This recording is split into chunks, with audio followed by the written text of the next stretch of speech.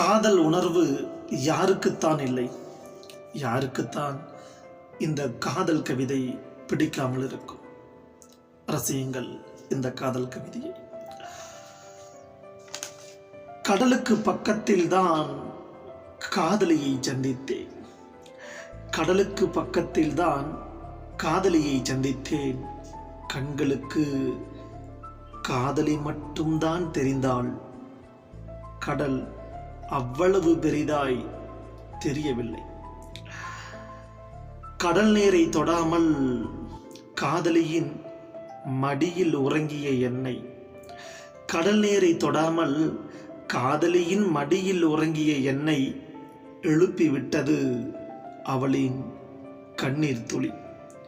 ஆம், சந்திப்புக்கு விடை தந்த அந்த நொடியில்